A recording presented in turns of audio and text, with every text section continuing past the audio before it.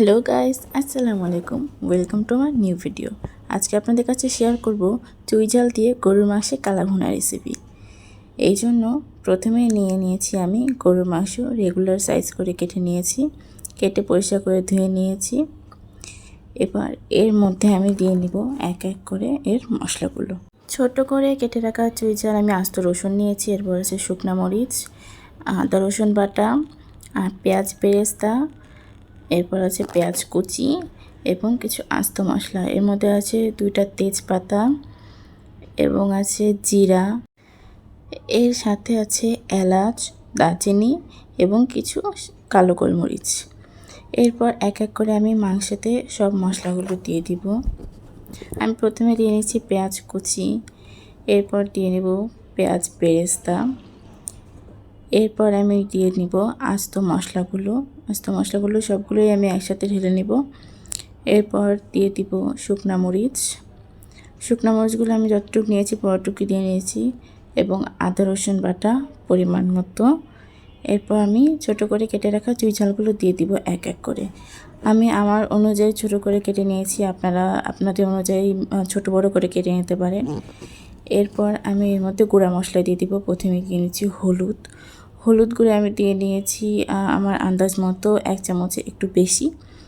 এরপর দিয়ে দিব শুকনা মরিচ গুঁড়া, আমি আমার আন্দাজ মতো আমি ছোটো চামচে 4 চামচ মতো নিয়ে নিয়েছি, আপনারা আপনাদের অনুযায়ী কমিয়ে বাড়িয়ে নিতে পারেন। এরপর আমি দিয়ে নিব পরিমাণ মতো লবণ আমি আমার আন্দাজ মতো দিয়েছি, আমার স্বাদ অনুযায়ী আপনি আপনাদের আন্দাজ মতো দিয়ে নেবেন। আমি 2 চামচ লবণ দিয়েছি। এরপর দিয়ে দিব তেল দিতে হবে মাংস অনুযায়ী, আমি আমার মাংস অনুযায়ী দিয়ে নিয়েছি তেল, আপনারা আপনাদের মাংস অনুযায়ী তেল দিয়ে দিবেন। এরপর মশলাগুলো ভালোভাবে মাংসের সাথে যাতে মিশে যায় সেভাবে মাখাতে হবে।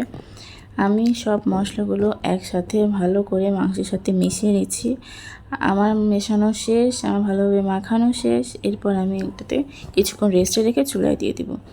আমি অলরেডি চুলায় দিয়ে দিয়েছি। এখন আমি এটাকে ঢাকনা দিয়ে ঢেকে রেখে দিব কিছুক্ষণের জন্য। আমি 7 থেকে 10 মিনিটের জন্য আমি এভাবে রেখে দিব। 7 থেকে 10 মিনিট পরে চলে আসলাম।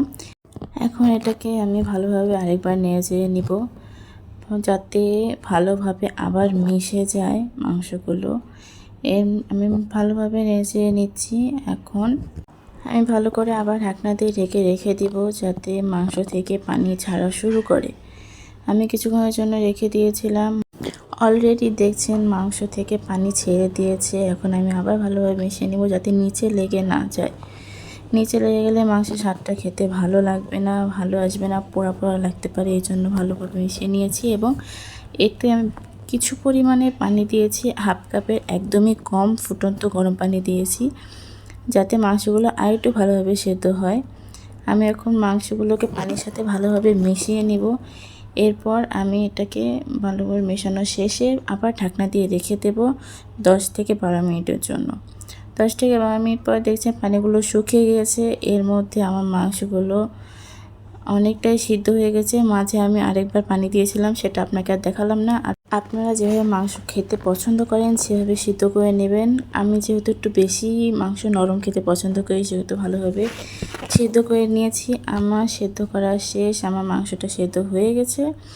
এখন আমি এটাতে আর পানি দিব না, এখন এটাকে একটু ভাজা করে ভেজে নিব। আমি এখন এটাকে রেখে দিয়েছিলাম 5 মিনিটের জন্য। 5 মিনিট পরে আবার চলে এসে দেখুন মাংসের শরীর থেকে তেল ছেড়ে দিয়েছে। এখন এটাকে আমি এভাবেই কিছুক্ষণের জন্য রেখে মাংসটাকে আবার ভাজা করে নিব এবং এর মধ্যে আমি এখন মেশাবো আমার একটি সিক্রেট মশলা। এই সিক্রেট মশলা রেসিপি যদি আপনারা জানতে চান অবশ্যই কমেন্টে জানাবেন। এই সিক্রেট মশলাটা দেওয়াতে মাংসের স্বাদ বাড়বে এবং মাংসের কালারটা আরও বেশি সুন্দর আসবে। একদম অথেন্টিক কালা ভুনার মতো মাংসের কালারটা আসবে। এরপর আমি মশলাটাকে ভালোভাবে আবার মাংসের সাথে মিশিয়ে নেব এবং কিছুক্ষণের জন্য রেখে দিব। কিছুক্ষণ পরে দেখুন মাংসটা কতটা পরিমাণ ভাজা হয়ে গেছে এবং মাংসের তেলটা অনেকটাই পরিমাণ কমে গেছে। এখন কিছুটা পরিমাণ তেল আছে, আমি এভাবে আবার কিছুক্ষণের জন্য রেখে দেব। আমি এভাবে একটু করে নেড়ে নেব। আমি আবার কিছুক্ষণের জন্য রেখে দিলাম। এখন 7 মিনিট পরে আপনাদের দেখাচ্ছি। দেখুন মাংসটা এবার একটুও তেল নেই এবং একদম ভাজা হয়ে গেছে। আমার মাংস রান্না রেডি। এখন আমি পরিবেশনের জন্য নিয়ে নেব একটি বোলে। আমি এখন পরিবেশনের জন্য একটি বোলে তুলে নিচ্ছি। দেখুন মাংসের কালারটা কতটা পরিমাণ সুন্দর এসেছে। আপনারা যদি বাসায় এভাবে ট্রাই করেন তাহলে অবশ্যই কমেন্টে জানাবেন। যারা ফেসবুক থেকে দেখছেন অবশ্যই ফলো করবেন এবং ইউটিউব থেকে দেখলে অবশ্যই সাবস্ক্রাইব করবেন, লাইক কমেন্ট শেয়ার করে আমার পাশে থাকবেন। ভিডিওটি দেখার জন্য ধন্যবাদ।